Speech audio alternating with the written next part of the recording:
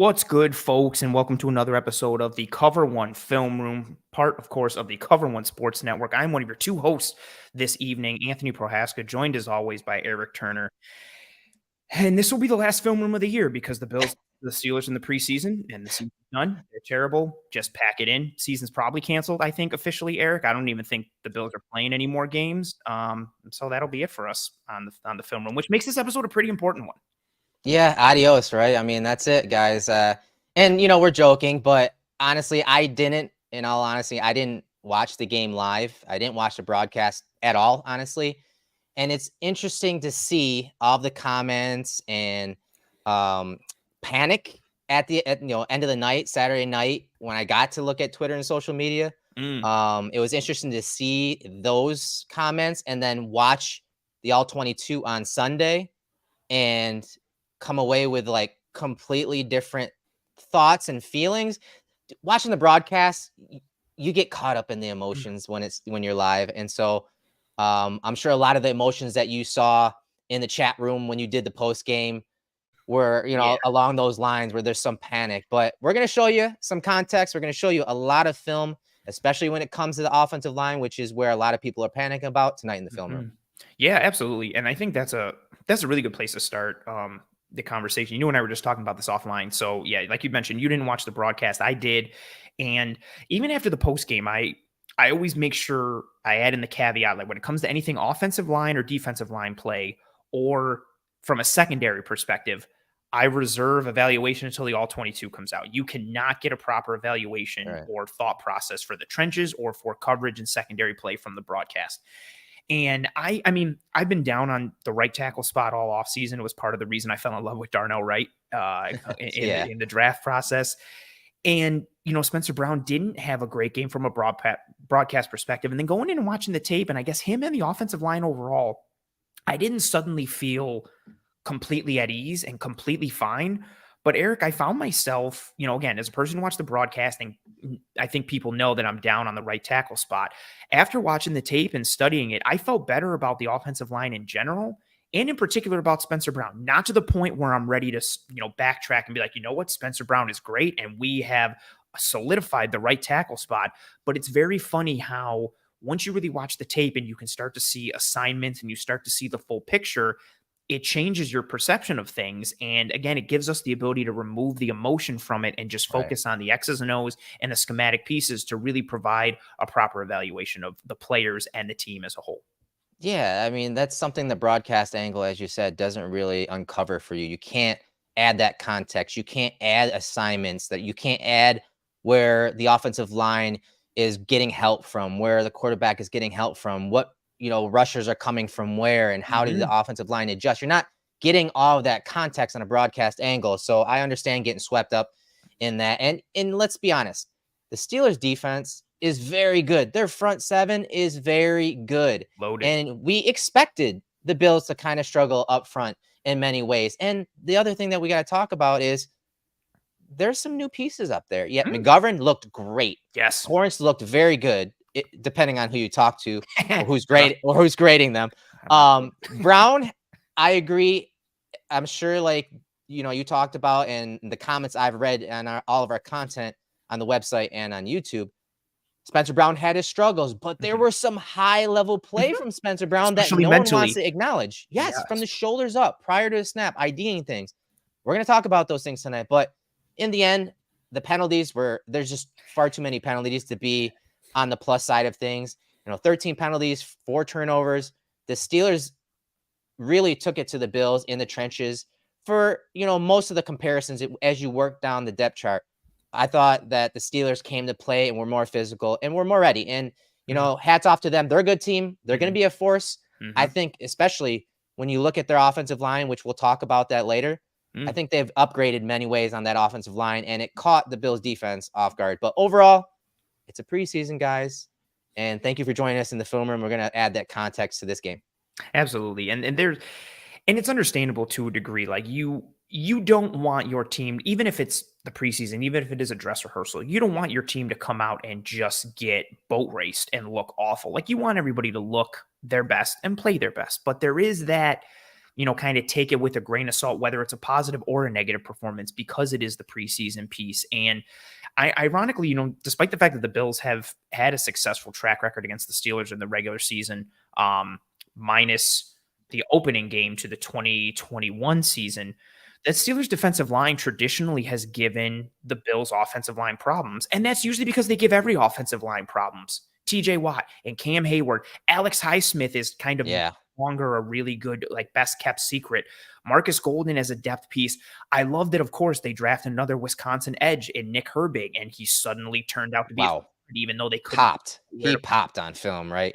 Definitely did. He was one of those dudes who was really fun to watch at Wisconsin, and you were sitting there like, but he's real small. He's 240 pounds. Do you have to play him off ball? Can you play him on the edge? He's shown that he could potentially live on the edge. And that was a group. Interesting comment there. The line wasn't as bad at first look. Some of it is on Josh Allen. That's a fair point. And that's where it comes to. Again, it's a holistic piece when it comes to the offensive line. You got to take into account the quality they're playing, the system, the scheme, what the quarterback is doing. We're going to start with it from a Bills player perspective in a vacuum and talk about some of the positives that we saw on the offensive line here, which we've really started to see the first couple preseason games, going back to the Colts game as well. And that's Osiris Torrence and Connor McGovern, two of the new additions to the Buffalo Bills offensive line this year. McGovern, of course, via free agency. Osiris Torrence via being drafted in the second round.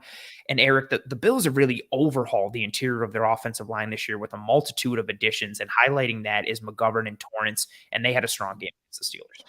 Yeah, McGovern was great. You saw his calling card when it comes to anchoring, and a lot of times he was matched up against Hayward, obviously a boss. Like, he is a grown man as an interior defender, one of the best in the league, probably one of the more underrated guys too. I thought that McGovern showed off his anchor and ability to hold the line, finish near the line of scrimmage versus Hayward, latch on. And then as that pass rusher moved left to right, he just mirrored him. I thought he did a great job against Hayward and some of the other Steelers defenders. Absolutely. And that's like a positive that, again, I think most of, with the penalties and the turnovers and the loss and all these other negative pieces that happen, I think it was easy for everybody to kind of get caught up in the negative performances of that preseason game. But a big positive for me, Eric, like you mentioned, was the performance of Connor McGovern, and it came because of who he was playing against. Cam Hayward is still one of the top-notch dudes when it comes to defensive line play, especially on the interior. There is no let up from him, and you were watching McGovern in this game establish first touch. You saw him winning, with an aggressive set and then changing up his hand placement. You saw independent hand usage. You saw good functional strength. You saw good athleticism. And seeing that ability to anchor for a guy like McGovern, who is built towards more of the athletic and built towards more of the mobile in space type of frame and body type, seeing him be able to hold up from a physical standpoint against a dude who has built his game on eating guards and driving them into the backfield like Cam Hayward, really encouraging piece to see the stability that McGovern has added to the left side, especially in juxtaposition with what Roger Saffold was last year for the Bills. And there's that comment from Matt. Yeah, there was some news today that McGovern may have tweaked his knee. They wrapped his leg. He was off to the sideline, stayed on the sideline. They didn't give him his helmet back. I believe that's all the updates we have as of now. That would obviously be Eric. This is somebody who you tabbed early in the offseason process, somebody who we really loved after we dove into his film when the Bills added him. That would be a significant blow based on what he's offered so far if McGovern were to be out. Yeah. Based on what we heard prior to going live, it seems like it's pretty minor. I think if it was a serious knee injury, he's not just going to get it wrapped and stay at the practice. So I think that's a wait and see. And we have some time, right? He's probably not going to play this weekend anyway. So yes, it is worrisome, but until we hear some other news, I would stand by on that, just because I think if it was worse, he would have left the practice field and gone and gotten looked at. But switching over to Torrence, man. So again, grades, PFF grades come up this time of the year, every single year. It's part of the cycle. It's part of the news cycle. For some reason, it just always comes up right around training camp, right around preseason. And it came up again this week because of the pass blocking grade of Torrence and the pass blocking grade of Brown. Again, immediate reactions to the game were Spencer Brown was trash, and he probably should have had a 5 score in pass blocking. But in the end, I checked it today. It's actually gone up. It's been changed 2 or 3 different times. His grade, Spencer Brown's, was a 52.9 pass blocking grade. And it was still higher than Osiris Torrence's, who started off as a 40. Now it's up to a 48.2. But it's something that's going to come up when we watch the film. And again, that's that context, right? We always say context. I know we say it a lot, but it's important because when it comes to PFF grades, and I know every fan loves them, and it adds value to a lot of fans' experience. And sometimes, like, that's the first thing that fans look at. But we have to remember, and PFF has admitted this, they are a production-based grading system. They are not actually grading assignments. So when we get to some of these plays in the film room later that, may have counted as a loss for Spencer Brown, that's how PFF's going to grade it. But as Eric Wood, mentioned years ago when I was in the film room with him at The Athletic, and he brought it up again about, it's a preseason, not game planning. And then today he retweeted or quote tweeted Brandon Thorne, who's an awesome offensive line mind and follow on social media, on Twitter. He said, hey, yes, but Brown got beat by that spin move, which we'll see, by Watt. But he knew his help was inside, so he was protecting out wide, not getting beat around the arc. He knew he had help from Torrence. So, again, PFF's not going to grade that in that way, with that context. They're grading, hey, TJ Watt beat Spencer Brown one-on-one. Yes, Torrence was there to help. Who knows if they even gave Torrence a positive grade for that play, for that help. With that context, I assume they didn't, because a 48.2 on that play, for this game, it's mind-boggling to me. And keep in mind, guys, grades start at 60. Basically, if you're below 60, it's replacement level. So I don't know how they got this grade, and I'm going on a long diatribe about this. No, it's grades. Again, we love PFF. We love everything they produce, except this. They don't grade assignment, they grade production. Yeah, and this is something we've stated so much, and it's important in this conversation because it also ties into what we do here. Like the context of the assignment and the call makes film study and analysis and evaluation the hardest thing to possibly do. And Eric, we say it all the time, like everything that we talked about it when Dean Marlowe was on the show with us a couple weeks ago, with breaking down his interception against Miami in the playoffs, a play that looked exactly like cover 3, everyone and your mother, like it's hard to get people to agree. If you showed 1 million people that play, 1 million people would all be like, oh yeah, it's cover 3. And that's not what the call was, but that's how it played out because of what Dean Marlowe did. Again, 2 guys who grind the hell out of the tape and do everything we can with the evaluation process, from players to scheme and larger structural pieces. At the end of the day, not knowing exactly what the call is and what the assignment is the biggest thing that muddies the whole process. That's why film study for us, Eric, takes so much time, because we're not just looking like, oh, that's a pass breakup. Great job, by Dane Jackson on that play. No, we are looking at the front and looking at the coverage, trying to determine exactly what the call was, basing that off of what the route distribution was for the offense, and trying to really understand, did Dane Jackson actually make a good play on that? Did he make the right read based on the coverage call that we see here, based on what the route distribution was running against that? And that's what that piece is. And that's where the disconnect, I think, exists a lot of time for the fans watching the game. And unfortunately, for a brand like PFF, who, Eric, like you said, we love, and we use them a ton for their advanced metrics. And it's a shame that the piece that gets used and cited often the most amongst the fan bases of teams is that grade piece. And it's honestly the most arbitrary piece that lacks a lot of context and lacks a lot of breadcrumbs and puzzle pieces being connected.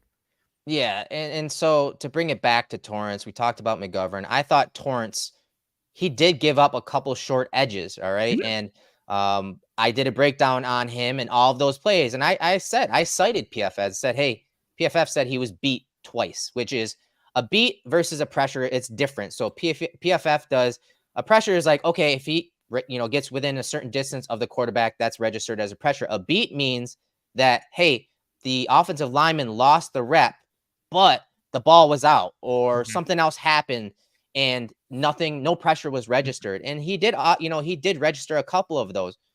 But when you looked at the film and figured out why he did and why he gave up those short corners that PFF, Steve from PFF mentioned on Twitter during our interaction with Greg this week, the reason he gave up a short corner is because he was helping initially. And then the short corner opened up because it was just him. So he was essentially,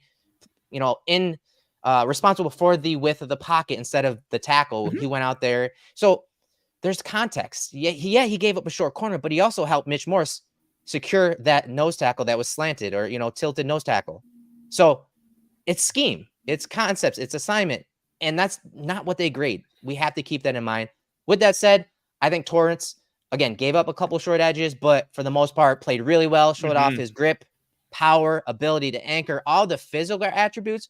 But as we said earlier about Brown, he and Brown worked together pretty well out for most of the day, especially when it came from the shoulders up. Yeah, Eric, that's something that we'd mentioned once the Bills drafted Torrence. We've had a lot of conversation on the show of like, what would the right guard spot be from a schematic perspective if it's Bates versus Torrence? But then we talked a lot about what that mental piece would look like if it's Torrence, because then his partner is Spencer Brown, and you've got somebody who is a rookie in Torrence and someone who is going into their third year, but still raw and a bit inexperienced with Spencer Brown. And they've looked good as a tandem, these first couple of weeks, especially against the run, against the Colts in week 1. But yeah, they worked well together in tandem from an execution standpoint. And Eric, like you said, the mental piece, them working in tandem was very positive, and even more so from Spencer Brown, because he was kind of more of the leader when it came to those pieces. There are several reps where he's calling out the fronts and assignments, and he's dictating to O'Cyrus Torrence, and the two are working together in tandem. And it was nice. That was part of the more encouraging piece that I got when watching the film. Yes, I saw, Spencer Brown lose some reps, and I saw him get, kind of twisted and turned inside out. And then I saw the reps that, we're going to show here in the film room where he's calling out where rushers are coming from. And that in particular is something we didn't see as recent as the Cincinnati Bengals game. Lou Anarumo attacked Spencer Brown in a multitude of ways because he could not diagnose and ID where pressure was coming from. So to see that improvement and see that change was a very encouraging piece from Spencer Brown. Again, something that we're going to dive into from a tape perspective as we move along in this episode. But now let's talk about the other side of the offensive line for the Buffalo Bills, in particular the left tackle spot. Mr. Dion Dawkins, someone who also came significantly under fire from Bills Mafia. A lot of, all jokes aside, like a lot of body shaming, a lot of questions of if he should be cut, if he can be moved to right tackle. Nobody was safe after this Steelers game in any way, shape, or form. And Dawkins, much like Spencer Brown, came under heavy scrutiny from the fan base once the game was done. Which is interesting because if you look at the PFF grades for pass blocking for Dion Dawkins, he finished with a 73.9. That's a pretty good grade.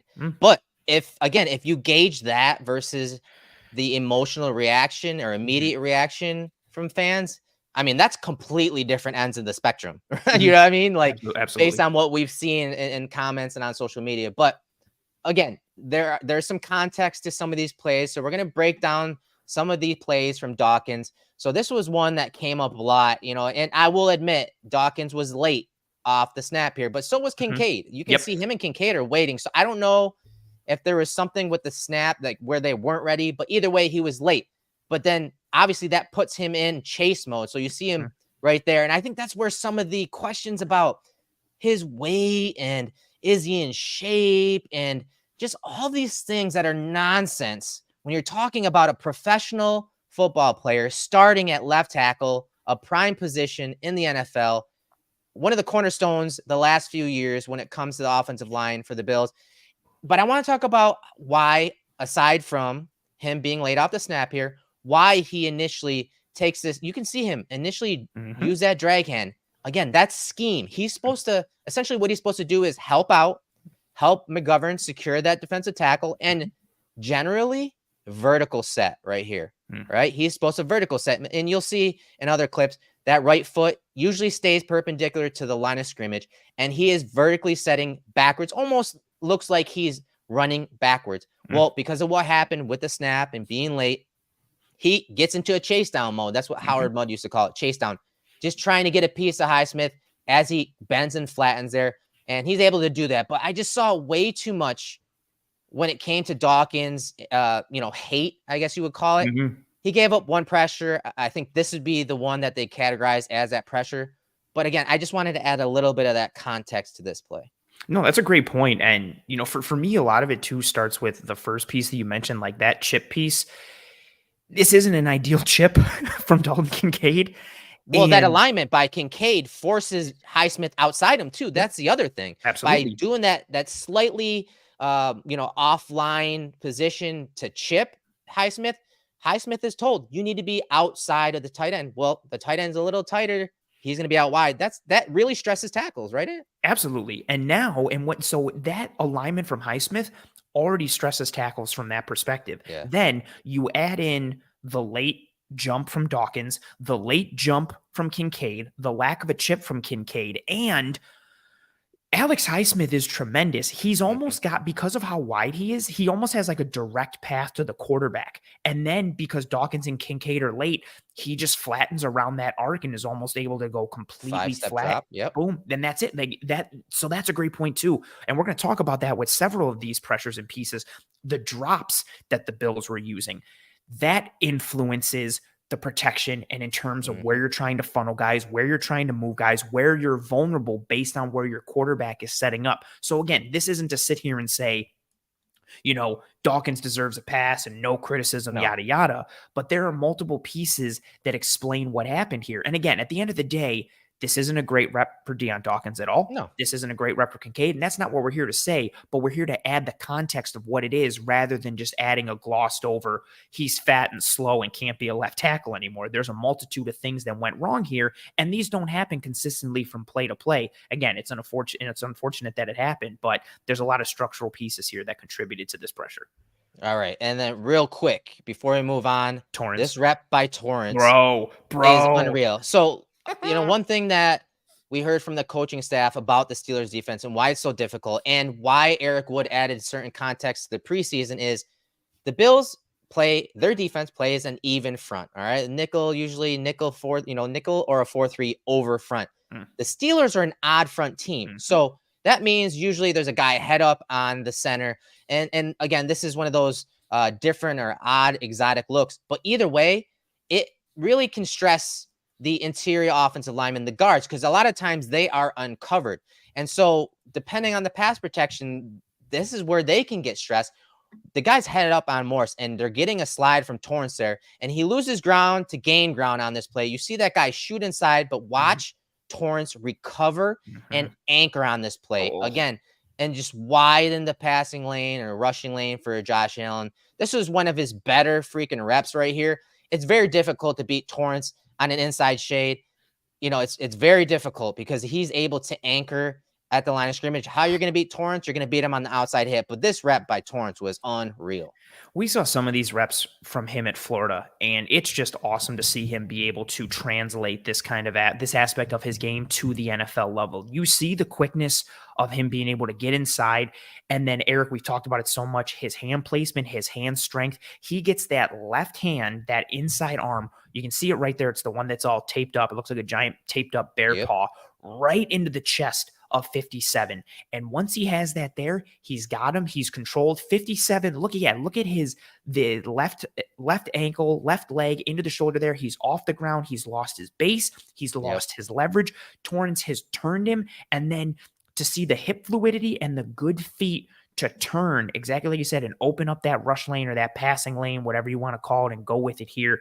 Just, the hands control and the feet drive and the legs drive, and you see it on that play. He controls him with his hands. He moves him with his legs. It was absolutely a tremendous rep from O'Cyrus Torrence, and something that we've seen a lot this offseason. All right. Okay, so back to the Dawkins breakdown. So here's a really nice play from under center. The Bills did this a bunch where they were under center, sometimes running play action, sometimes, again, doing 7-step drops. That's not something the Bills do a lot of from under center. It takes a different type of rhythm, but it also can stress the offensive line in many ways. Again, because Allen doesn't do this often, it adds a different cadence or rhythm to the drop. And sometimes Josh, to be honest, his mechanics from under center when it comes to footwork, there's a certain type of footwork that coaches use. And you see it on here, but what I want to focus on is the depth he gets to, because that's important here. He gets to 9 yards, and you see it hitch up, ball is out, right? That timing, it was money with Diggs on this play. And it's really important because, again, look at the tackle. Look at Dawkins get out there, and he has no problem locking Highsmith down right there. You can see it. You can see the depth, 9 yards, ball is out. Here's another one of those plays we talked about. Torrence. Torrence is with the drag hand. He's helping out Morse. Why? Because that guy's a tilted nose tackle right on the snap hand of Morse. So initially, here's Torrence. Again, back to those PFF grades. Post or drag hand right there. You see Spencer Brown going out wide for Watt. So Torrence is essentially the tackle on this play, setting the width of the pocket. And yeah, that guy gets a little edge on him. You see him give up that edge, and that guy gets in Josh Allen's face. That is a negative grade that PFF gave Torrence on that play, all because Torrence was helping out more. So a lot to unpack on this play, Anthony. But what it comes back to is the depth of the drop of the quarterback can sometimes stress the offensive lineman, whether it's a guard or a tackle. Yeah, absolutely. And we've had this discussion from a defensive perspective when we've had Daquan Jones on the show, Yes. Shaq Lawson on the show. They talk about, when regular season time, I think it's by Wednesdays, they know the type of drops that their opposing quarterback likes to use, and they know what kind of rush lanes and rush patterns they need to build off of that, knowing where the quarterback likes to set up. Is he normally a 5-step drop kind of guy? Is he a 7-step, 9-step? What kind of scheme do they use offensively? That changes the angles that you take as a rusher and the path that you take to the quarterback, and you flip it on its head on the other side. That changes how you have to protect as an offensive lineman. And we saw the Bills test some different waters with some different drops in this game, and the positive result there for Dawkins, the short edge created there for Torrence. But again, it comes down to what the call is, what the scheme is, and why it results in conjunction with that drop. Right. And Anthony, similar drop here from under center. But watch, guys, as he hits the top of his drop, how there's a little bounce backwards. Okay, that's a half a yard to a yard. So he's now at 10 yards. And this is something that Patrick Mahomes and the Chiefs actually dealt with a couple years ago, where Mahomes was getting too deep in his drops to that 10-yard depth, and it stressed these tackles out wide. And on this play, you're going to see Dawkins try to get back on Herbig, who you talked about, and he loses that edge, that outside edge, with a really nice rush. I'm not going to take any credit away from the pass rusher, but he loses that. But you can see how if Josh hit the top of his drop and kind of stepped up a little bit, maybe he's able to get this pass off, and maybe that pressure is kind of minimized because Dawkins understands where the depth and where Josh is at his depth. Yeah, that's actually a really good point, because look when Herbig gets Allen, he literally only gets his inside hand on the ball / wrist arm of Josh Allen.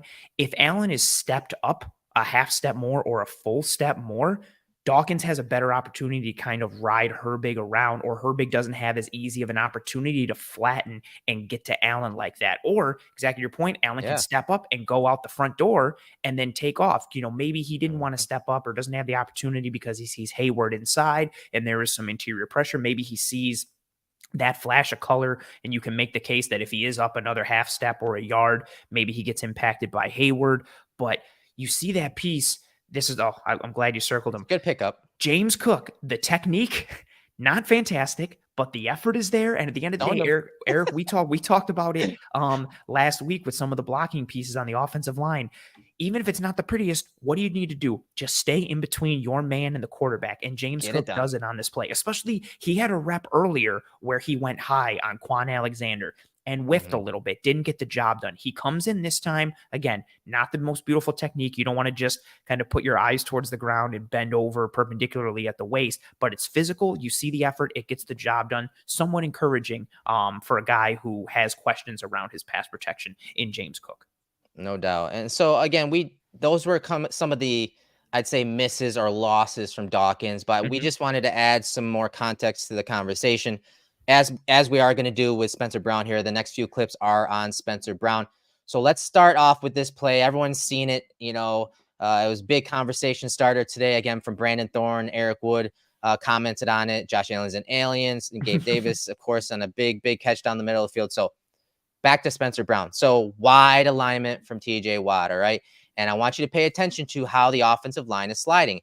Morse, Torrence, and Brown are all going to the right here, all right? So it's basically 3 over 2. And right here, initially, right off the bat, you see Torrence once again posting up right here, helping Morse. And once he senses Morse get over there, watch Torrence get out to go help Brown. And one thing that Eric Wood talked about today is obviously you don't game plan when it comes to offenses or defense in the preseason, but more importantly, the assignment and what Brown is doing on this play. Basically, what the Bills are telling Brown is, hey, don't get beat outside. Don't get beat outside. We're sliding the center to your side, which means the guard can come help if needed. Torrence is there to help him on this play, and he needed it. But again, in PFF's eyes, they would count this as a loss for Brown. Fine, I get it. But you should be adding context that Torrence is there to help Brown there. And really, Brown is in many ways, as Eric says, funneling the pass rusher to the inside. If you're going to get beat, you're going to get beat inside, but you have help inside. So it's almost designed that way, right, Anthony? And that's important when we're talking offensive line play. It's similar to if you're a run defender and you're kind of like overplaying to cut off the outside because you know you have support and your help back on the inside. So you're just trying to get that running back to turn back inside. It's a similar concept here. And, yes, do you maybe not want Spencer Brown to get beat this clean inside?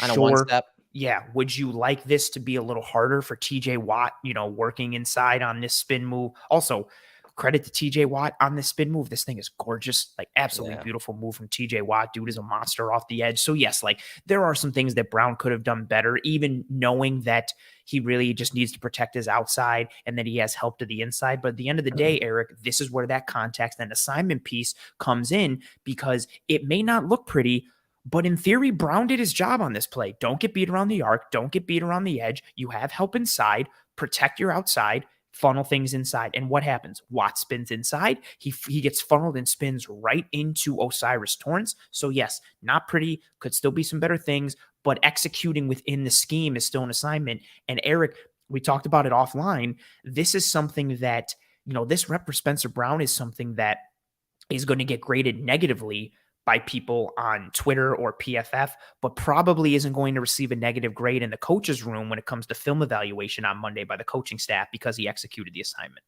Yeah, those grades are probably, drastically different on this play. It's something, again, I talked about with Eric Wood years ago. When it comes to third-party grading, you don't know the actual assignment, and you're not going to grade that way, especially when it comes to PFF. They admitted it's a production-based business. So again, he lost on that play, but in the end, the offense wins on this play. Shout out to McGovern on this play. Good job versus Haywood out here. Good job of sticking to the man. And again, that body positioning, and look at him slide his feet. And of course, it's not easy. As you can see, it's not easy blocking for Josh Allen on these type of plays. It's just not. He's just all over the place in the pocket. He rarely stays in the same spot, especially once he gets to the top of the drop. So here's another rep from Brown, wide alignment from Watt. And this one he cleanly loses, but ball's out. This is one of those plays that counts as a beat, not a pressure, but the ball is out. And this is something that when it comes to where Brown needs to develop more is his hands. For some reason, his hands aren't all that fast. And so guys chop down his hands and it throws his balance off. You can kind of see his hips and kind of lean forward here. And it opens up the outside edge. You saw it several times in this game. And it's troubling because guys can get the edge on him. And if the ball isn't out, this is a free shot on Josh Allen, unfortunately. But Josh is able to get it here to Gabe Davis along the sideline. So his hand carriage, his hand speed is worrisome. I still want to see him develop in that area, especially under Aaron Kromer. Yeah, it's especially with Kromer's proficiency in getting his offensive linemen to shoot their hands properly in terms of force and placement. Seeing Brown continue to struggle this area is, Eric, you said it, like one of the most concerning pieces. He almost like it doesn't happen necessarily on this one, but it's almost like he gets snatch trapped at times, which is wild to see that happen to like an offensive lineman versus defensive lineman. And like you said, like it just gets him into improper form in bad placement. It allows defenders to either, in this case, chop those hands for Watt and then get clean around the edge. Sometimes it gets Brown leaning so far forward that he's just off balance and off kilter and can never recover. And, his initial set off the line isn't bad here. Like he's in good position. He kicks, he's there.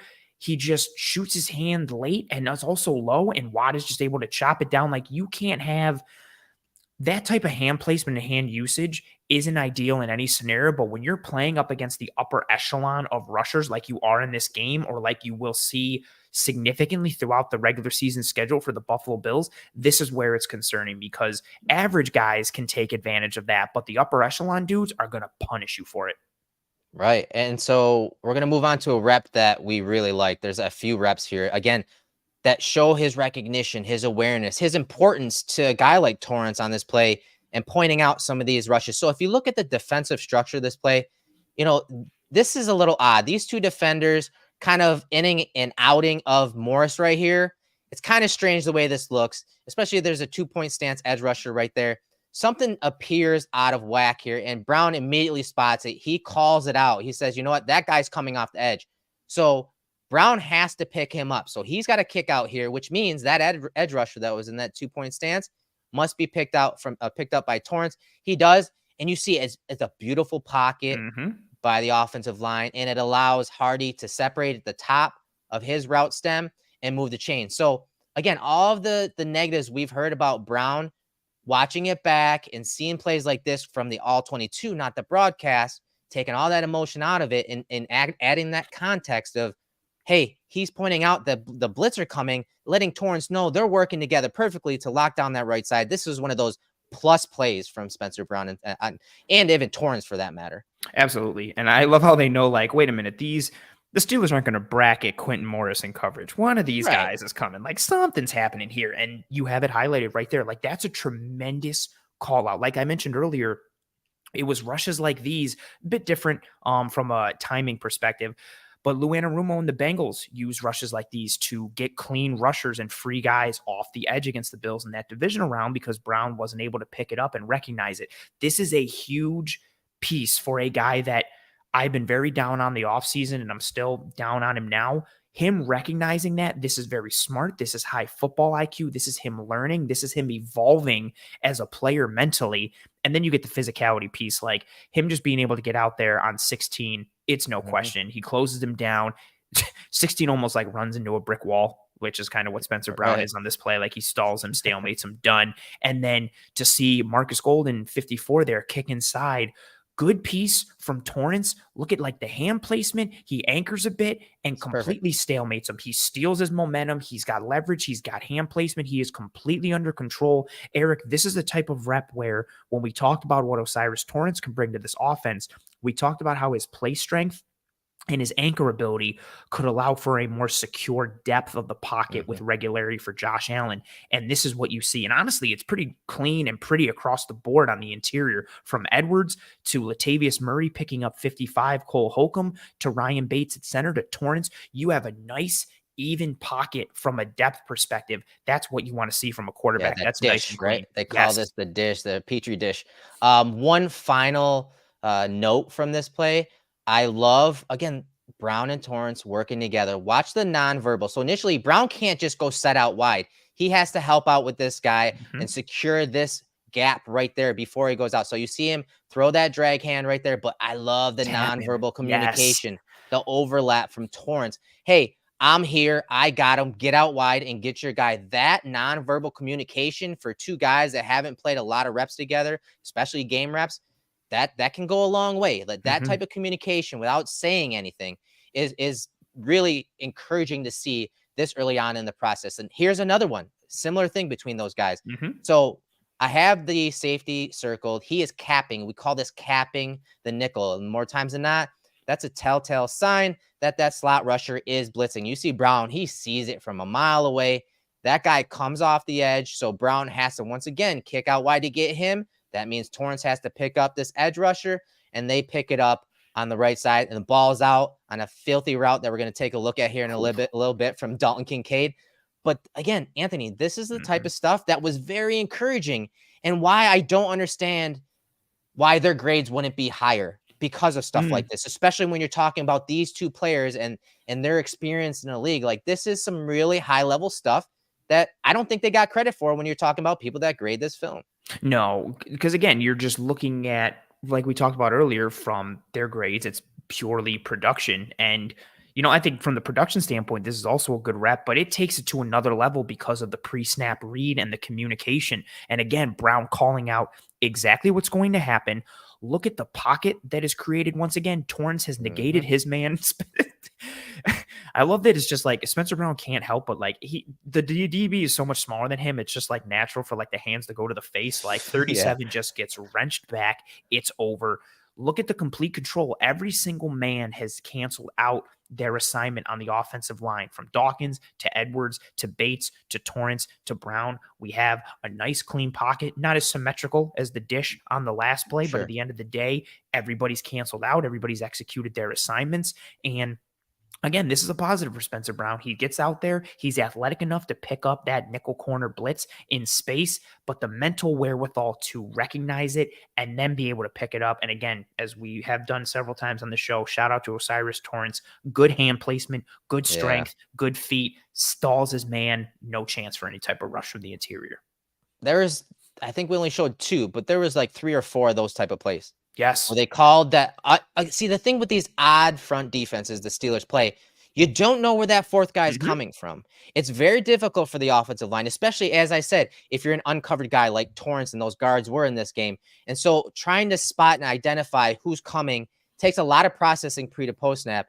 And that's why I liked this film. There were times where it was rough when it came to the offensive line and identifying who was coming as that fourth guy, that fourth pass rusher. But you saw them do a great job of handling those type of plays.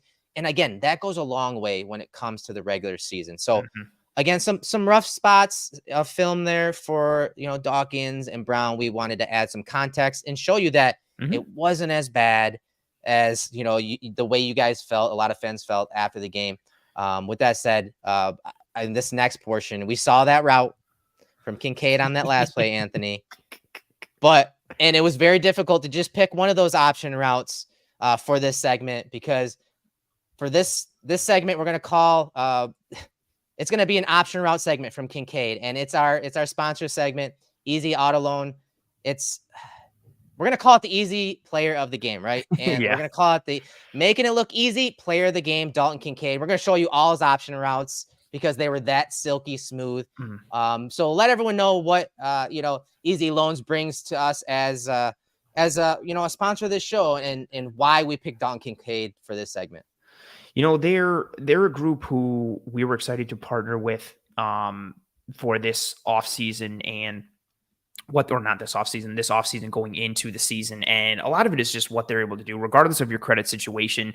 Easy Loan Auto can help you get behind the wheel and on the road to better credit. All of their vehicles, this is a huge one for me. Like, I'm all about warranties and guarantees as much as like anybody can give me. All their vehicles include a 2-year, 24,000-mile warranty, and they have 3 convenient locations in Buffalo, Lockport, and Niagara Falls. They can get you driving immediately today, tonight, whatever you need. Go to easyloanauto.com to start your accelerated approval. And another example of, speaking of accelerated, Dalton Kincaid's accelerated development and transition to the NFL, these plays that we're going to dive into really highlight that and showcase that. Yeah, and this was a play where the Bills didn't even have enough guys on the field for this play. But one thing we talked about with Kincaid, his ability to diagnose leverage and win back leverage when it comes to guys that are sitting inside, have that inside leverage, and you're trying to run an inside breaking route. And he does a great job of winning that leverage on this play, on this option route. And it's just one of those things. He catches everything with his hands, right? And we see it here from the end zone angle. Watch Roberts get out there. And this is the mismatch that he's going to create. Roberts is more of a run stopper. And if, again, Knox didn't play. So this is, I think Quentin Morris was supposed to be in on this play as the second tight end. But it doesn't even matter. Just look at how Kincaid, once again, stems inside and makes that defender just bite out wide or, become flat-footing. He just catches it over the middle. And his timing is so consistent on that. Like, he gets you to bite just a little bit outside or inside, and then once you do that, he goes the other way. Like, he does such a good job of taking advantage of that two-way go that is available to him out of the slot. And exactly like you said, this is that type of matchup problem that defenses are going to face. If the Bills are in 12 or if the Bills are in 11 and Kincaid is the tight end there and you put him in the slot, if a defense is in nickel, that nickel corner is probably going to be with the receiver that's in the slot on the other side, which means there's going to be a linebacker that has to extend out as that apex defender or as that slot to the other side, which means it's Dalton Kincaid matched up against a linebacker. And what we saw in this game, whether it was Roberts, whether it was Cole Holcomb later, even a safety that dropped down for the Steelers, he's just so tough to cover in that slot because of his great feel for space, leverage, pacing, and timing of his routes. And you couple that with his body lean and deception and athleticism. It's really beautiful. Yeah, here's that next one. This is a tough assignment in general. I feel as a defense guy, I feel for the safety having to come from depth and cover one-on-one with this cover one coverage here. But this is just abuse, just absolutely terrible. I feel so bad for the safety. And the thing we talked about all offseason was the Bills controlling the middle of the field, how they missed guys like Beasley to control the middle of the field, how they missed Beasley as that outlet or, the outlet valve versus pressure. This is a pressure. This is a blitz. And Kincaid's winning to the middle of the field. Like, this is ideal. This is what you want to see from the tight end here. This is what you want to see from any wide receiver. But he makes, as a tight end, he makes the same plays that a wide receiver does. Like, that stick. That stick out there is just ridiculous. And then look at all this green right here. But it doesn't just end there. He catches it and he's getting some yards after the catch on the plate. I mean, this stuff is just so much fun to watch as the Steelers bring the blitz here. Yes, safety's coming down. That, oh my goodness, that bend and flexibility right there, just to the middle of the field, snaps his head around. Look how low he's actually getting too. It's almost like a crossover. We talked about it with Isabella last couple of weeks. Like, it's almost like a crossover, and he's accessing the middle of the field, making that an easy pitch and catch. He's got really good hip fluidity and ankle flexion. It allows him to get low and sink his hips and get in and out of his breaks, and it helps with that burst when he comes out of his stems and his breaks there. And it also helps with the deception, as you see on this play. I also really like, again, this is good ball placement from Barkley, but it's similar to, the play we're going to show next. Kincaid's ability just to pluck the ball out of the air. He looks so comfortable and so smooth and so athletic every time the ball is on him, whether it's at his chest or outside his catch radius. His ability to just snatch it and tuck it and have it not impact his gait. He just maintains his stride, maintains his fluidity. And it's part of the reason why he's able to churn out extra yards here and get some 100%. Yards after the catch. Granted, he has tons of space, but there's no wasted movement. There's no stumble. There's no him going horizontal. He gets it, bang, sees that safety that's coming from depth there, that post safety. He gets upfield. There's no wasted movement. It's efficient. It's smooth. It's fluid. It's very exciting, let alone, again, the route piece and the deception and just how he just completely shakes that safety out of his shoes. And now, man, poor Cole Holcomb here. And this, Eric, this is part of what we, talked about earlier. When you are going to be in 11 personnel, here's Kincaid in the slot because the nickel corner for the Steelers is matched up in the slot on the bottom against Deontay Hardy, which means there's a linebacker who has drawn the Dalton Kincaid assignment up top. Yeah, and I mean, we saw him do this to linebackers. We saw him do it to his safety. I mean, in college, he was doing it against slot defenders as well. This one's a little different too, because Holcomb, let's talk about it. Holcomb's a really good coverage guy when it comes to a linebacker position. And he does a good job of choking this route off right at the break point. But watch just the different footwork that Kincaid uses here. His left foot goes behind his right foot and shuffles to middle of the field to still avoid that contact, access the middle of the field, snap his head around, get the ball in his hands, and turn upfield. Again, this is pretty good coverage, especially when you compare it to the first play against the linebacker. This was choked out. This route was choked, and Kincaid still found a way to win and access the middle of the field. Yeah, him being able to change his footwork on the fly here in this route based off of the leverage that Holcomb is playing with. And then even the hand motion and the movement to kind of like clear the hands of Holcomb and swim through and get himself clear on the inside, like his ability to play through any type of physical presence or hand usage from a linebacker or any type of cover guy. It's very exciting. And again, it's a similar result from a win perspective, almost down to the T when it comes to him plucking the ball from the air and getting vertical and getting upfield. But it's an example of him winning in a different way. And this is, Eric, what you talked about when we led into this Kincaid piece. he knows how to feel out space and he knows how to feel out defenders' leverage. And based on how you are playing him, from your footwork, from your positioning, he knows how to alter his footwork, his body language to take advantage of you. And we see this part right here where his foot is in the ground and the hips are low. It's almost identical to what we saw in the previous play. But this time, like you said, he pairs it with almost like a running back jump cut to be able to clear Holcomb. That's him adjusting on the fly. It's athleticism. It's fluid technicality and coordination. It's beautiful. And again, this isn't a horrible play by Holcomb, but Kincaid kind of leaves him flat-footed because of his precision and technicality and fluid athleticism. Man, this footwork is just filthy. And then again, snaps. Look at hands. Yep.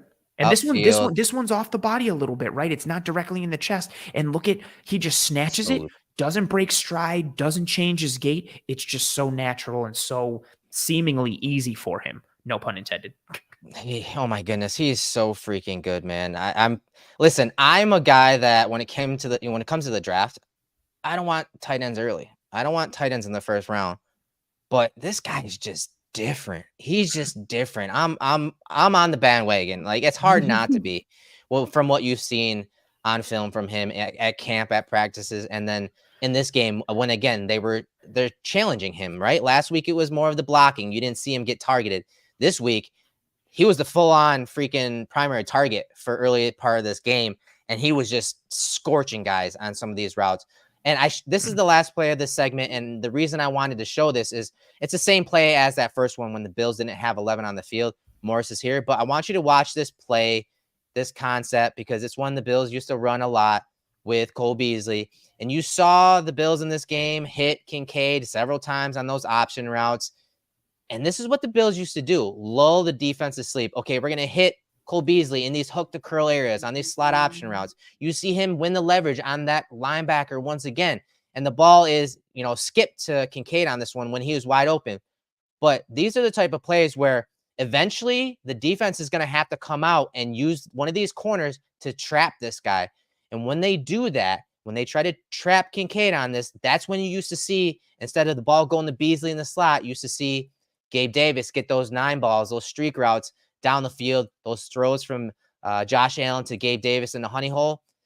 That's why controlling the middle of the field is so important. You see that on this play. I know it's not completed and it was thrown to Kincaid, but that's going to open up some things because eventually the defense is going to have to really do something and game plan against Kincaid on those option routes. Absolutely. You can't, if you're a defense, you can't continue to let him see that success in these isolated scenarios. And if he continues to win, whether it's inside or outside, you have to start to course correct for that. If you're a defense, whether it means, if you think he's going inside, you're kind of playing him with outside leverage with your man and you want to bring down more of a rat defender to try and control him from a low hole perspective, or like what you mentioned on the previous example, they're kind of trapping him a little bit and bringing a corner from the outside. And this is the example right here. If you're going to play that trap kind of coverage, there's 29. He's respecting the route from the inside on the slot. It gives Gabe Davis more space to operate in that honey hole. And Josh Allen, as we've seen time and time again, has the type of arm that can make defenders pay. And that's the bind that you can put defenses in, because if you don't give help to the man covering Kincaid, you're going to give up those throws in the underneath and the intermediate. And that's easy. That's high percentage. That's rhythmic. That's beautiful. And if you don't want to give that up and you want to force some higher difficulty, lower percentage throws for Josh Allen and the Bills offense, that could be the result you live in. And that's the opportunity that can be put your way. And I also wanted to bring a quick comment. There's a Steelers fan here who said, Kincaid did great against our third defense. I'll give you that. He was up against Landon Roberts and Cole Holcomb, who are listed as the starting linebackers on the interior for the Pittsburgh Steelers. And he also had some success against Quan Alexander, who is listed as the second string guy. So 3 of the top 4 linebackers got worked by Dalton Kincaid. Again, very early. Kudos to the Steelers on their preseason victory. I just wanted to put that in there, and just in case anybody in the chat was like, oh, really? It was against the third team defense? Because that's not true. No, I mean, and he was starting, Knox wasn't playing in this game. So you can pump the brakes on that. But no, that was, again, that was our easy loan auto sales segment. It was hard. It was difficult to pick one of those option routes. And it was just cool to see the different types of players Kincaid won those routes on, and the situations that arise and what could happen because of Kincaid's success in that area on those option routes in the future. I think, again, 12 personnel, even 11 personnel with Kincaid in there instead of Knox, it's a different type of player that they're going to have to defend. So I do think Kincaid's going to eat into some of Knox's snaps in 11, especially when they're obvious passing situations, because Kincaid is just a better tight end when it comes to the receiving and creating separation. There's no denying that. Dawson Knox is a tremendous athlete, and I think Bills fans know that piece.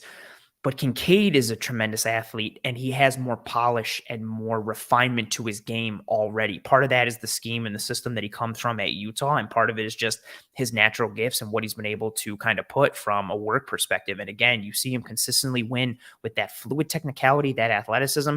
And honestly, again, from what we can kind of decipher, he's got a high football IQ from his ability to read defenders and defenses pre-snap and then adjust post-snap. It's been very, very encouraging to see what he's done in these preseason games, because it matches, Eric, what we've seen throughout the entire offseason from a camp perspective, which is how he continues to win in a variety of ways against a variety of opponents. All right, so let's flip the script. Let's go to the defensive side of the ball. And this is the next segment from one of our sponsors, Nickel City Cigars. We're calling this the Nickel City Light Up Pass Rush of the game. So this is a one-off play from Kingsley Jonathan, who got some kudos from Eric Washington, the defensive line coach of the Buffalo Bills. And I thought he had a great game. I know you can echo those sentiments, but what would you see from him overall, not just on this pass rush, from Kingsley Jonathan in this game against the Steelers? You know, we saw in this game some of the pieces that we saw in the preseason from him last year, in the game against the Bears last year when he suited up for some actual regular season action. You just see he's got juice consistently off the edge. You see athleticism, you see burst, you see some good hand usage.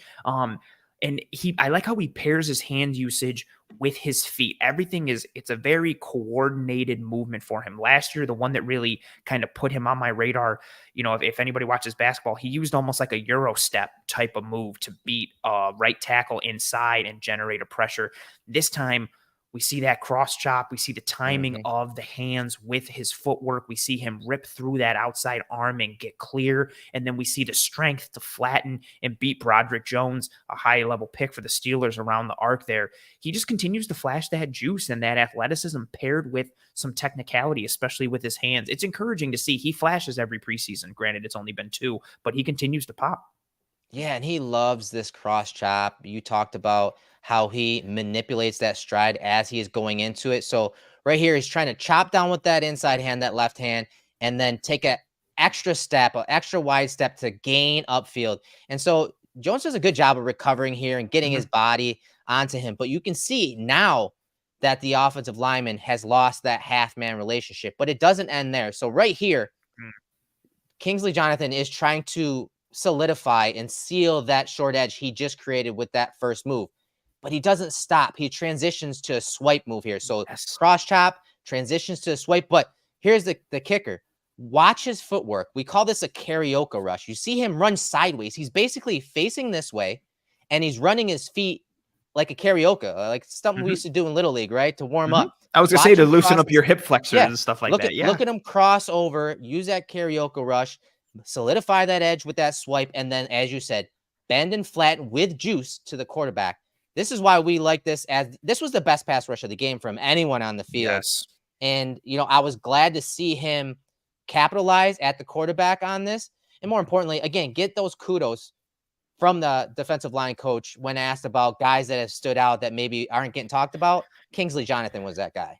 The transition piece, I love that you highlighted it. That's something that it's rare for regular guys, I should say, even some of the top tier guys, for you to just win outright with your first move. A lot of times being successful consistently from a pass rush perspective is you being able to chain moves together or transition from one move to the next. And like you said, his ability to go from that cross chop to changing based on his relationship and that half-man relationship with Jones here, changing his footwork and all the pieces that it takes, right? It takes the mental wherewithal to recognize it, and then it takes the physical ability to put what you are bringing it to the table mentally and put that on the field physically, let alone the actual flexibility, the actual fluidity, the power, the strength, all those pieces. Really, really tremendous rush from Kingsley Jonathan there, someone who we've highlighted on this show before. And like you said, Eric, like this play was a standout. I tweeted about him last night. Like my heart just cannot quit Kingsley Jonathan. Like I just want to continue to believe in him as much as possible. And yeah, that's our Nickel City Cigars light up play of the game, the rush of the game. And again, presented by Nickel City Cigars, located in downtown Buffalo on 284 Franklin Street, a new school boutique cigar experience. They got a modern lounge, vintage arcade games, multiple TVs, bourbon, cigars, local 716 craft beers, a full members bar. Victory Cigars will always be on Nickel City. And you can use the promo code COVER1, that's cover and the number 1, for 20% off of your entire order at nickelcitycigars.com. Pick up in store or have your order shipped to your door. Yeah, good stuff there from Kingsley Jonathan and our sponsor, Nickel City Cigars. All right, so on to the next subject of this film room, and that is Mr. Dorian Williams. But I want to get your thoughts on him before we actually break down some of the film, because I thought, some of the game footage from him over the last couple of weeks has been very, very good.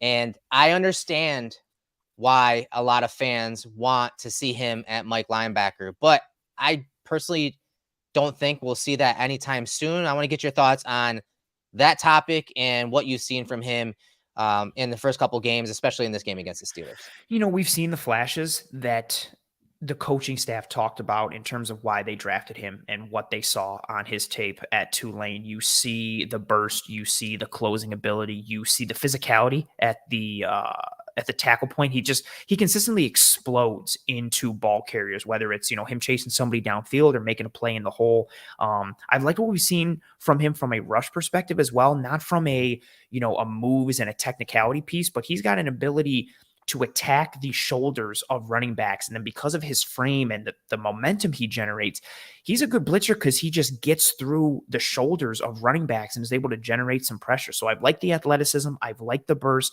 I think to your point, when we're talking about the Mike perspective and him, kind of moving to that position, I do think, there are those challenges from a mental standpoint. And I don't think that means he's awful. That doesn't mean it's a bad pick. I feel like we constantly have to say that.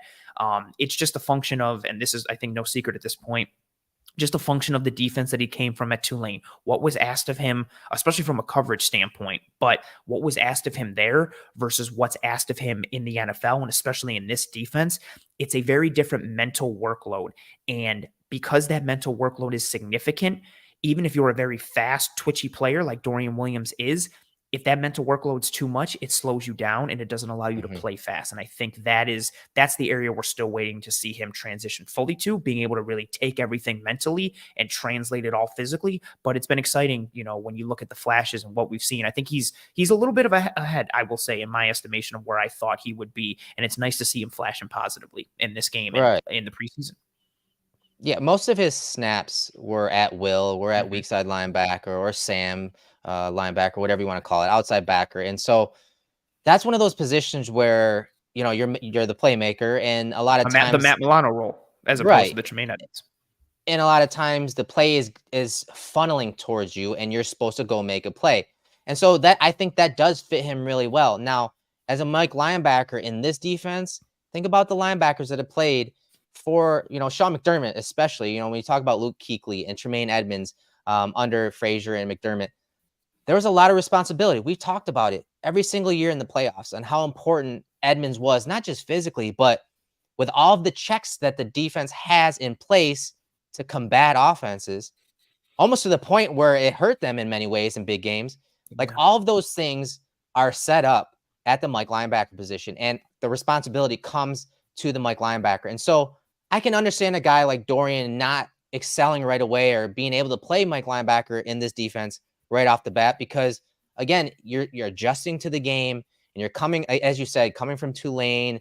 And you heard Brandon Beane even admit it, that he's not, when it comes to the mental side of things and the complexity of this defense versus the one he played in, it's a whole nother level. And so initially, I don't expect him to play Mike linebacker, and maybe not even this year. But it was encouraging in this game, in the last game, how when, as a will linebacker, as Matt Milano, to back up the Matt Milano, he was put in a position to be a stack linebacker. So he was inside stacking in an A gap and playing the run or dropping to his coverage. So seeing those roles and responsibilities that kind of mimic being a Mike backer, that was encouraging to see. And he made some plays. Now, from time to time, he'll get sucked up into the line of scrimmage on play action. That's natural, especially when you talk about the Bills with their light boxes and what they ask of their linebackers, coming up the field and being aggressive in that regard. But I think when it comes down to some of the roles and responsibilities that are asked of the Mike linebacker, I don't think he's ready. But as it will show in some of this film, I do think that there were some good signs to see from him when we talk about, again, his role in this defense going forward. And so with this segment, I want to bring up, again, it's our next sponsor. It's Jonathan Miller, a great guy. He's a real estate agent for Metro Roberts Realty. And the segment that he sponsors is called our Real Estate Rewind. And Anthony, in order to get to the good, we got to talk about the bad, right? And so let's dive into this play, the 62-yard run from the Steelers on this play, and Jaylen Warren, just a mid-zone run that finds a gap, and then he's off to the races for the big touchdown. Again, 62 yards to the house against the Bills starting defense. This was discouraging, to say the least. But I want you to watch the four guys I have circled here: Dotson, Milano, Poona Ford, and Tim Settle. Because on the snap, watch what happens to the interior guys. Settle gets dropped to the turf, but right onto the back of Poona Ford's legs here. You see Daniels, the right guard, a very good right guard, scoop up to the second level, cover up Matt Milano. You see one of the better acquisitions this offseason, Sumalo, left guard, former Eagle here, move the second level, pick up Dotson. Ideally, Anthony Dotson's probably in the wrong gap. He should be right over here. But in the end, this is a 111th defense, Anthony. It's not all on him. All these guys should be squeezing in their own ways, but obviously a few of them are on the ground, and it leads to this big run out the front door of this mid-zone run to the weak side. Yeah, even, the plays in the secondary, like in Warren's ability to get away, like this is for as much as Dodson should have scraped over the top and been in that outside gap to kind of maybe force this or box this in a little bit. To your point, Eric, this is a collective loss for the defense, especially because, what we see on this play, but this defense is built on everyone doing their job. This defense is built on sound assignment, sound execution football. And what you see on this play is collective failures from the interior play. And then the linebackers there, like you get both linebackers getting reached. You get Dodson playing on the inside shoulder instead of the outside. You get Ford and Settle falling all over each other. And like you said, it leads to a house call. Good block upfield from Deontay Johnson on Dane Jackson. And then even again, credit to Warren. Like he's got the speed. He takes the angle. He gets upfield. He gets past Jackson. He outruns Poyer. So you got to tip your hat a bit to the execution there for the Steelers and what they do. But, this is burning this into your brains as we go to, from the negative to a potential positive on the next play here. So burn this image into your brain of the collective failure that we saw on that play. And now look at the difference in what we see on this play from Eric, who you have highlighted here: Dorian Williams, Poona Ford, Tyrell Dotson, and even AJ Epinesa on the far right edge there as well. Right. Same exact formation later in the game. Obviously, some slightly different personnel across the Steelers offensive line, but also on the Bills defensive side of the ball. But once again, let's start off with the defensive line. Poona Ford up front. He doesn't get rolled up on this play. And look at the knockback, man. Look at the knockback on the offensive lineman on this play. Drives that guy back. You talked about AJ Epinesa, again, setting that edge. Dotson in his gap this time. And so these three guys right here to the front side of this mid-zone run, the very same run you saw, force this cutback, right? They force this cutback. And look at Williams already. You saw in the last play, Daniels cover up Matt Milano. Well, on this play, Dorian Williams recognizes that this combination block is working to him. They're going to try to take an angle to cut him off. He pulls a Matt Milano here. He dips under that guy, over the top of him, and then is at the tackle point with Basham on this play. This was some good stuff from the Bills, again, collectively, but also adding, Dorian Williams stacked in the A gap. Not the Mike linebacker here. That's technically Dodson still, but being stacked like a Mike linebacker, like an inside linebacker, and beating that combination block and that angle from that guard is encouraging to see. And you see how much of a difference it makes and the result of this play. Yeah, it's really exciting to be able to see him execute from that alignment and that position in the defense. And yeah, you hit it right on the head. I really love the Poona Ford piece, like his ability to extend that hand, the pop and the shock that he has in his hand. He almost completely closes that gap that he's not even in. Like, but so between the guard and the tackle, like he almost closes that piece completely down just because of his push. He condenses that because of the knockback into his man. And then again, we talked about it on the previous play, right?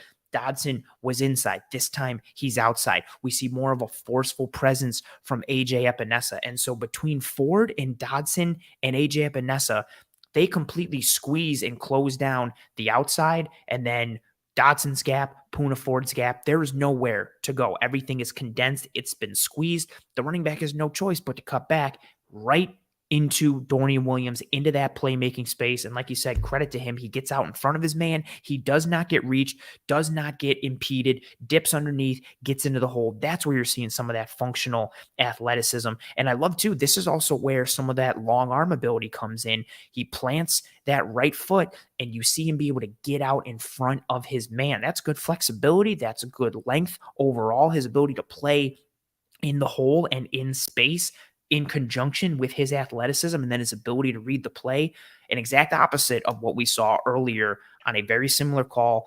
But again, as much as we're highlighting the Dorian Williams piece, that collective 111th, he does his 111th, as does Poona Ford, Dodson, and Epinesa. It's literally the antithesis of the previous play where it was a collective failure from several players. This one is a collective win from several players, and that's why it worked out.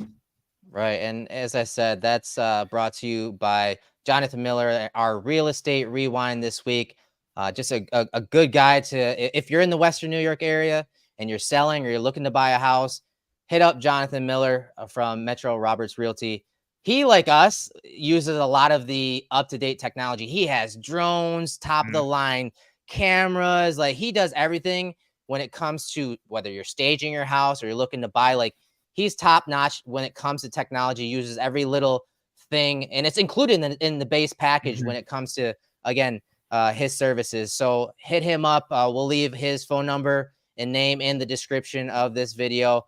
A great segment when you're talking about something that happened earlier in the game to how the Bills adjusted and how things change on the back end of the game. Because again, Poona Ford getting rolled up on and by Tim Settle isn't ideal. It's not ideal. And again, it's probably one of those reactions when that happened. You're like, oh my God, you know, like they let up a 62-yard run to the starting offense of the Steelers. But when you look at the context, Anthony, you can see that, hey, there's a little more to it. Yeah. And you can see how guys that maybe weren't even on the field paid attention to that and adjusted later in the game. And I'm talking about Dorian Williams. So he looked good. He looked good in that segment and, you know, a few of those plays. And I'm encouraged from what he's shown on film so far this preseason. Yeah, he's somebody who, you know, I think we've talked since he was drafted. The whole kind of piece for him was what would his timeline be? And we talked about, you know, 2023 probably isn't the year where you're going to see that impact from Dorian Williams. He's that guy who is more of the long-term project potentially based on his skill set and size and frame, but then having to kind of refine him and add some seasoning to his game a little bit based on, again, like we've talked about, what he came from at Tulane, which is more of a simplistic spot drop kind of defense. The complexity that he's going to have to take on at this level is a completely different beast, a completely different game. But Eric, like you said, it's been very encouraging, right? Like I think seeing him sort of read and react already, that was the biggest question. I didn't know what he was going to look like at this stage in his career. And I think he's kind of ahead of schedule. And it's nice too that we've seen, I'd like to think that the work that he's been putting in before and after practices is already starting to take shape. The first practice that we saw together on that Sunday, and Eric, you noted it, that had been happening the practices before, he's out there early with Bobby Babich, getting work in, trying to figure out, okay, from a coverage standpoint, if I'm working to the trip side, what do I do against this route combination, against that route combination? So he recognizes where the deficiencies are or were in his game currently, and he's really busting his butt to try and make plays and get better and get ahead of schedule for his timeline and his development. And this play is another beautiful one too. Just it also kind of mirrors a similar play that he made last week against the Colts, another goal line stop where He shoots the gap. This time it's not as clean, but he plays through the shoulder. Another physical, athletic, bursty type of play at the goal line like we saw last week.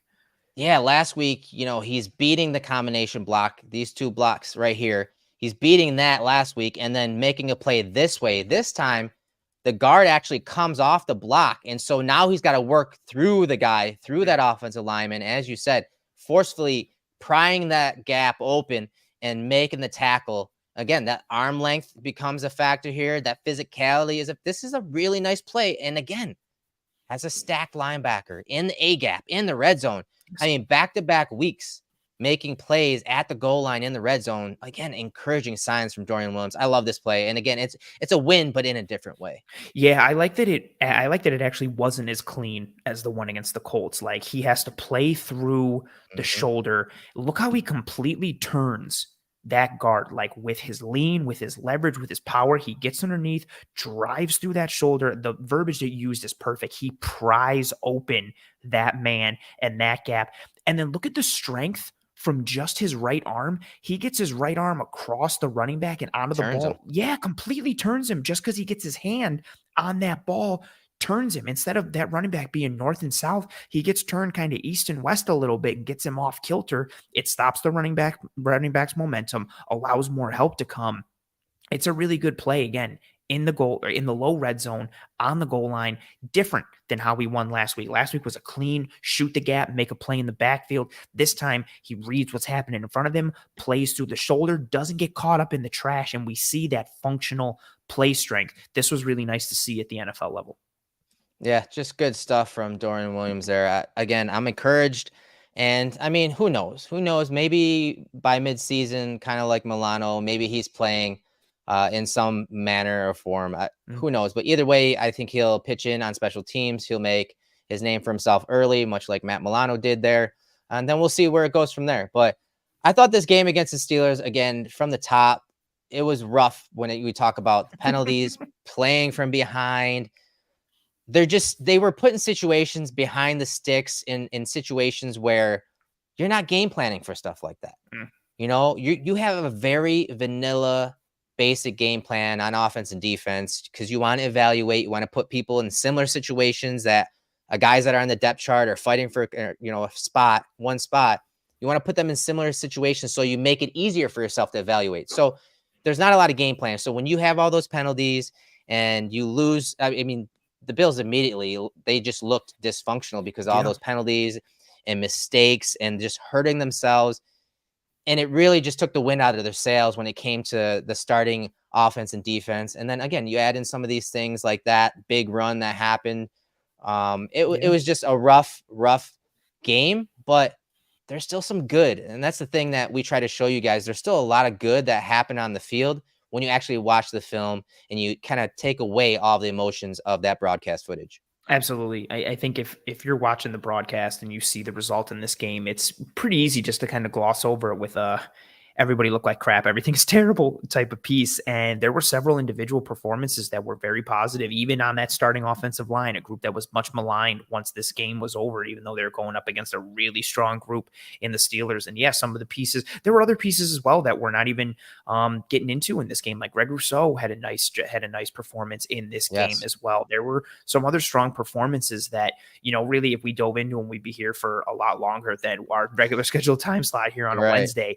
And again, that's the importance of this show. Like, even in the bad, I think and it works both ways, right? Even in a tremendously good performance, there's some bad performances that happen as well. And even in an overwhelmingly bad or negative performances, there are positives and there is some light at the end of the tunnel for those. And that is, Eric, like you said, what we really try to dive into and show here on this show. It's the reason we spend hours and hours watching the tape and watching everything from an individual player performance to a group performance to a side of the ball, structurally, schematically, the assignments, the context, all of it, to put together a holistic perspective and view for you folks to really, again, shine the light on players and groups positively or negatively and give you the most accurate representation and portrayal of what is going on with this football team.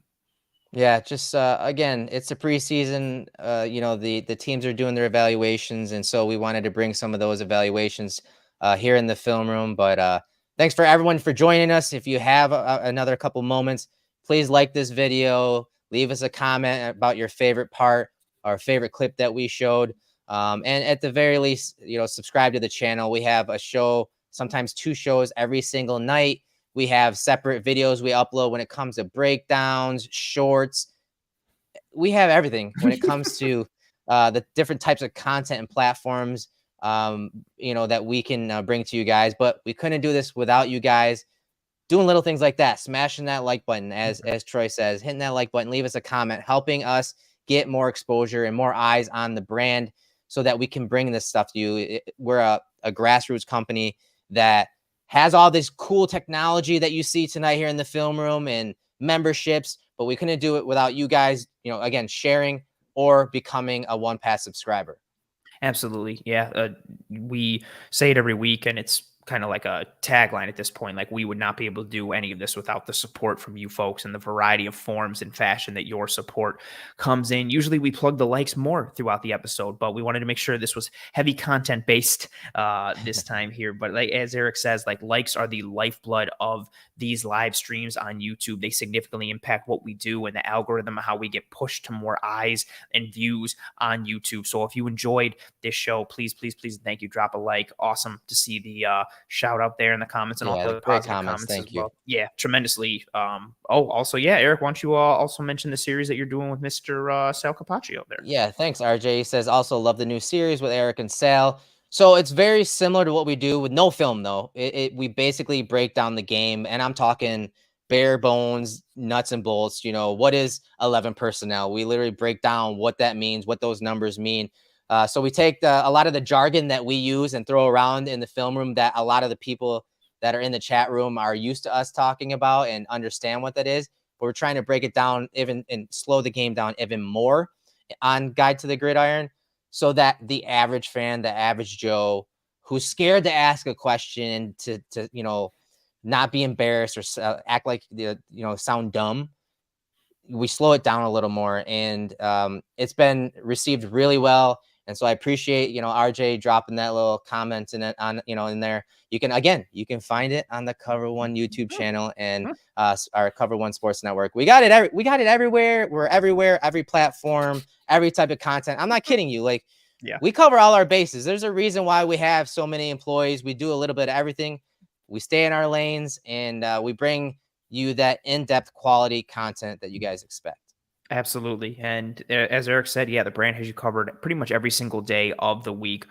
Definitely 6 days, Monday through Saturday, sometimes other extra content added on different days of the week, sometimes weekends, sometimes during the weekdays based on the week. But in order to get all that content, please subscribe to the Cover One YouTube page. Feel free to subscribe to the Film Room specific channel as well.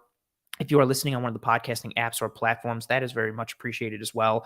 Rate and review and subscribe on those podcasting apps and platforms, whether Apple Podcasts, Spotify, Google, whatever have you, whatever is your platform of choice. And again, whatever form or fashion your support comes in, whether it's a like, whether it's a rating, a review, a subscription, whether it's word of mouth and just telling someone how fantastic the brand is or the channel is or the show is, or if your support goes to that next level, Eric, and maybe somebody wants to upgrade and join up and become one of the Cover One insiders because they want access to that famed and legendary Slack channel, or they want some of that insider access or breaking news. We're not a breaking news type of group or company, but we do have access to certain things. We are privy to certain things, and that type of information gets broken down in our Slack channels and in our specific communication to our Cover One insiders, let alone, Eric, access to extra film breakdowns, salary cap pieces, just a lot more content that comes with that insider piece.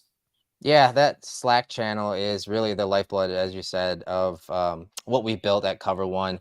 I mean, everyone in there talks football all day, and there are other channels, analytics channels, fantasy football channels, other channels in our Slack channel, but it becomes like family. We bicker a lot in there. Game days, you see and hear the emotions of a lot of our insiders. But as Anthony said, there are some things that we share in there that we don't share on social media, on the other platforms. And I mean, for example, some of the ailments that some of these players are dealing with right now, we drop some of those nuggets in there. So become a One Pass subscriber, get the cover1.football, and it's $60 for the year to get all that content and more. again, the Cover One Slack channel, that's where it's at, man. That's where all the fun is. And again, we couldn't do this without you guys. Absolutely. And Eric, as we start to send everybody on their way and say our goodbyes, any parting words for everyone from, is it anything you got on this game, anything going forward? Is it something, the third preseason game, roster projection, anything and anything you got on your mind? Feel free to let the people know as we ride out here. Yeah, I think the rest of this week and then after the game this weekend, I think what I'm going to focus on is some of those depth players, especially the offensive line. There's some guys that have been flashing, Mhm. Vandemark and guys like that I want to watch. Edwards, I want to watch them a little more closely, but from the totality of the preseason to kind of get a better idea of, where they stand, whether it's on the roster, practice squad or whatnot.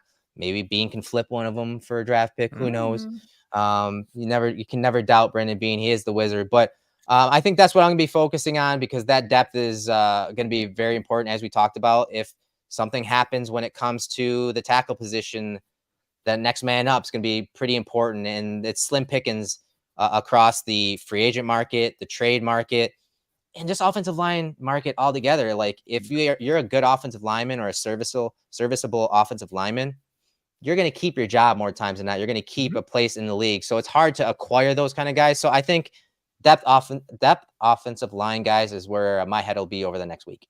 Oh, very fair point. And the offensive line's been really interesting, like especially when looking at the interior versus the tackle spots. Like the tackles, there are some questions about the depth and the functionality there. And then you look at the interior offensive linemen, and whether it's Torrence or McGovern or Bates or Edwards or Broker or Alec Anderson. Like there's all these positive flashes Yes. happening on the interior. And so the offensive line is definitely a good group to focus on. And I'll be in a similar form and fashion all over. Offensive line, secondary piece is really try to figure out, what does Kaiir Elam's trajectory look like? Christian Benford, the Dane Jackson piece, the rest of this linebacker situation. And some of this stuff is all really going to come to a head. The Bills have their third preseason game this Saturday. Join myself and Greg Thompson live on the Disguise Coverage channel immediately following that Bills game for immediate post-game analysis and reaction. And then before we know it, I think Tuesday is final cutdown day. So we'll know Mm. who is making the roster and all the moving and shaking that happens. And then there's a bit of a lull as we have a week off or so from a Bills perspective. And then before you know it, it'll be Monday night, September 11th, and it's regular season football, division matchup, Bills, Jets.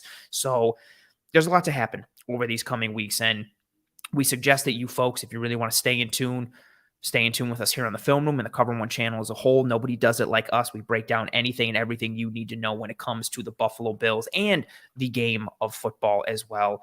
And that'll do it for us here on this episode of the Cover One Film Room. For myself, Anthony Prohaska, for Eric Turner, for our sponsors, Easy Loan Auto Sales, Mr. Jonathan Miller, and the crew over there at Nickel City Cigars. We appreciate you folks. We appreciate everybody in the live chat. We appreciate everybody watching non-live on the audio platforms only. While you're here, please drop a like, rate, review, subscribe, all that stuff. We hope you and your family and friends and loved ones are all doing well and staying safe. Be kind to one another. Take care of one another. We will see you live next Wednesday, 7 p.m. Eastern, for another episode of the Cover One Film Room. And until then, I'm Anthony. That's Eric. Godspeed. And as always, go Bills.